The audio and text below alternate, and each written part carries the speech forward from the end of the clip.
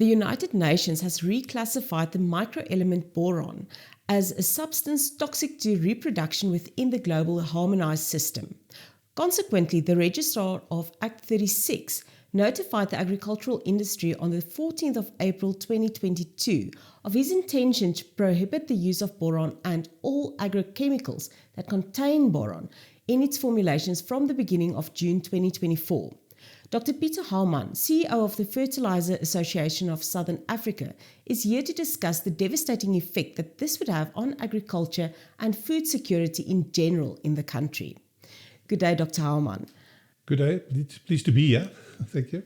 First of all, despite the fact of boron being classified as a reprotoxic substance, FETASA's stance is that it cannot be banned from use in fertilizers for plant production.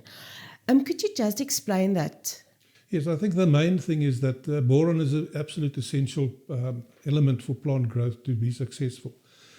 The amounts used in the applications are very, very low, and they don't persist in the soil or in leaf. So it's very safe to use in terms of that. There's no compilation, but we must be sure that the application rates that are applied, the way that they are applied, must be tested by a toxicologist, just to ensure and to just make sure that we know this is minimum risk for the users of these crops. So that's the main thing. And yes, we believe that it cannot be banned because it would be a tremendous negative effect. I could explain just now if you would want me to. If you could elaborate just a little bit more in terms of food security and food production, how would that impact South Africa if we lost boron as an ingredient in fertilizer? Yes, we did a commission Dr. Koos Boron as a well-known scientist in South Africa to have a look at what's going on there. I'll go into detail a bit later on. And from research done in South Africa, we looked at most crops, most economical crops in South Africa, and the usage is very low. It's a small amount that we need. But if you don't use it, you get in grain crops alone. You're looking at South Africa becoming a net importer of grains instead of an exporter if we stop using boron. So it's extremely dangerous. It'll affect our food security. Our food supply, everything will become a net importer of these grain crops to feed our people. And if we talk about grain crops, we're specifically talking about? We're talking about maize, all white, yellow, white maize. We're talking about wheat. We're talking about all the stuff from grain SA, your soya beans. All those crops are for a group already badly affected, but it takes all the crops. Every single product that's grown in South Africa will be affected if you exclude boron out of it. That's including potatoes, including sugar cane, including all these crops. Will be quite a impact on the production and quality as well. That's the big thing.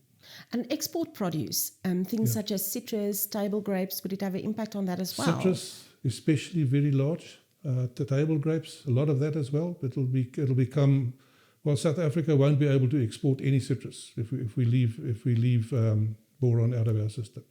I don't know if you've ever seen oranges that are just a little bit of juice at the beginning. That's what happens when boron is left out of an orange. So nobody would want those oranges. And any other soft citrus, because that's the effect that it does have on it. So it's a major catastrophe. I think if we look at what agriculture has been doing through the COVID, the GDP of South Africa would have been totally blocked out if it wasn't for agriculture.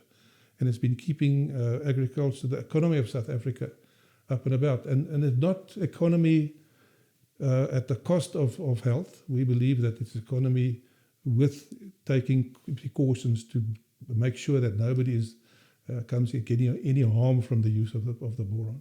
Yes, I mean, export fruits, it's a major employer in South Africa. Well, if we're looking at that sort of thing, I've got the complete report. What we did is we also went to Grain SA. I can perhaps just read you all the crops that we tested for the whole project. Okay, so it's all your maize, sunflower, wheat, soybeans, canola, sugarcane, potatoes, citrus, table grapes, tomatoes, apples. And we've got this whole document on this. It was delivered at the symposium we had in September. And it tells you what happened. We can take sugarcane for a start. If you leave boron out of sugarcane, your median loss of crop is 18%. That's the median. It goes from 4% to 70% decrease in yields if you leave boron out. So that sugarcane is quite a major crop probably we've got. Sunflower, you can look at citrus, and the thing, potatoes. Potatoes, you're looking at if you've looked at potatoes, you get those sort of darkish spots in them. That's because of boron shortages. You don't want to eat a chip with a brown or black spot in it. It doesn't look nice, even your chips. So there we're looking at 5% to 38% just on the yield alone. And if you look at the quality of the things, you're looking at the dry matter, the hardness, the total acidity, the whole sugar, the carbohydrate of the potato is totally affected. So it's absolutely not just doesn't look good, people won't eat it. It will be no good because it won't be able to produce the necessary products in a potato. So that's the main thing. So it's actually quite ridiculous if you want to say that we want to ban this thing. If you look this through, it was discovered on sunflower right in the beginning, and you're getting 38% impact of boron if you leave boron out of sunflowers. And you just can't do that. You won't be able to export. We won't have enough sunflower. We'll have to totally import. So that's the main thing that happens. So perhaps, if you allow me, I can perhaps go and look at show you this whole thing about Grain SA. They did an economic impact study on the whole thing, and they found. I can go to the bottom line at the back there, perhaps. The first thing that they said is, the exclusion of the micro-element boron could lead to significant reductions in yields, especially for staple grains in South Africa. Decreases in production could lead to changes in industry dynamics, e.g. certain grains will shift South Africa to a netto importing situation. So you're looking at all this. They went all three, the white, yellow, maize, sunflower, wheat, soybeans, canola. Those are the products that are under them. And if you go and look at that, although the field crops only produce 3% of the GDP, the foodstuffs that are produced from that are the major thing that cannot be understated. So a decrease in 10% of production, we're looking at up to 30%, could lead to an 8.56 billion rand deduction in contribution to the GDP. You can't believe that. A 20% decrease, which is quite possible, and especially maybe we're looking at the 30%. We're looking at 17 billion rand impact on our grain production income, on the GDP.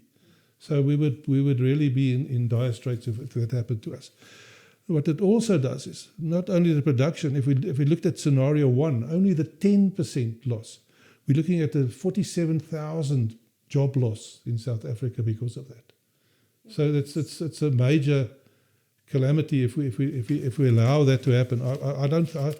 I'm quite positive it won't happen, because if we're looking at happening, if you're looking at the whole thing about the 30%, that'll be the major one there.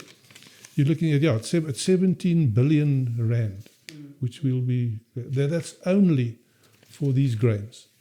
If you're looking at citrus and all those, I'm still waiting for those figures, but they'll be tremendous. We're looking at, I think we're looking at about 100 billion rand of losses in terms of crop production, which we can't afford that sort of thing. No, that's incredible. Yeah. But are there any alternative to boron? No alternative. The boron is the plants have developed this need for boron. It's mostly in its productive stage. Strangely enough, they think it's not good for people, but they've actually done a lot of studies after this whole thing, and there's no substitute for that. Trials have been done, scientific trials have been conducted where this boron is mined in Turkey and in 20 mules in USA and Peru and all these places. And actually they've shown that having those people that live there the people were actually more fertile than the people from the surrounding areas because they got boron in. So it sounds like a bit of a misnomer that we've got that the plants are not for reproductive problems. No such sign at all, scientifically proved on any humans at this stage. It sounds almost a little bit silly to say it, but we have to keep in mind that humans aren't plants. No, but we must be careful. We can't just say, okay, it's been proved in the Europe or whatever. So we're doing it locally. We're getting. I can just perhaps read when we eventually got an answer from Delrad regarding what we should be doing. They said, okay, the registrar, and that's on the 4th of August, 14th of August, 2023. He said that the conditions that must be met for the request from fertilizer, we requested them that we should be allowed to do it. So they said, okay, if we took a year to come to this conclusion, if it can be considered for exemption, if the risk to human, animals, or the environment from exposure is under worst case conditions, negligible. That's one of the things that have to be proved.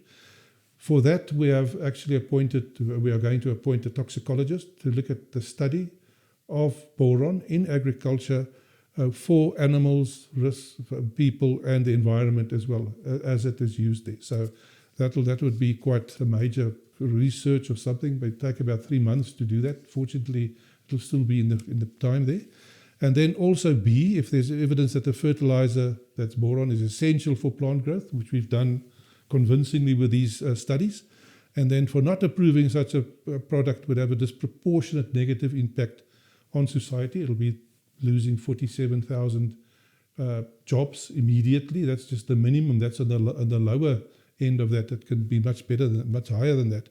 And then compared to the human risk, health, which we have determined, which has been determined in the United States and everywhere, if it's done well controlled, well managed, and proper stewardship, no problems at all. So the risk is very minimal. So then when we've done that, and we're waiting now to do this other study, I think we've done all this the valuable stuff there. So we cannot now substitute for the boron in any of the plants because it's an exact enzyme or the catalyst that needs to have boron in it. Otherwise, it can't happen. It can't be anything else. Okay. It has to be boron. So, zinc, on the other side, is also the same sort of thing. If it's specific for zinc, you can't change and say, yeah, take a bit of iron, take a bit of this. That doesn't work like that. It has to be specifically zinc, and which is the most critical micro-element in South Africa and the world, and then boron as well is the second most. So that has to be those things specifically. And globally, the demand for boron is rising. Absolutely rising. You can you just go onto Google and you go to boron in Europe. Then you'll see they've launched a massive program to boost the boron situation, and it's absolutely it's one of the most important strategic products, especially now with the hydrogen cells that need to be produced, all this new high energy places. Lithium is important there. Boron, semiconductors, also extremely important. All our glassware, all this glass that we have, is all boron, and which is quite strange because the only sector that has been affected by trying to ban boron is agriculture. It's used in all the glassware and all those other industries as well. And I haven't heard of any of those things being considered for banning. Perhaps people don't work there, I don't know. Maybe not. But farming has become quite a problem in terms of this. So we do need to show that it's not dangerous. It's not going to affect the health of people. Yes. If we do it correctly. Once you've appointed the toxicologist, what would be the next step in this process? Well, he will bring out his report. We've informed the registrar of the specific toxicologist we're looking at, and he seems to be quite satisfied with the expertise of those people. So once we've done that, then we can go and say, right, let's get a proper presentation. We will present all the information that we've done, doing the crop production, doing the economic production, all that stuff. So when we've done this whole presentation, we're expecting from Department of Agriculture and from the Department of Health and Labour, because they were also part of this whole health and safety operations that need to be done in South Africa. So they're all concerned about this thing. So then we're inviting them all to this presentation. And I'm sure that once we finish that, we will have absolute evidence that you cannot ban this, and it will be safe for human, negligible problems for people in using it. We expect no problems at all. Thank you so much, Dr. Haumann. That was Dr. Pieter Haumann, and he is the CEO of Vertasa, talking about the impact that it would have on agriculture if we lost boron as a microelement.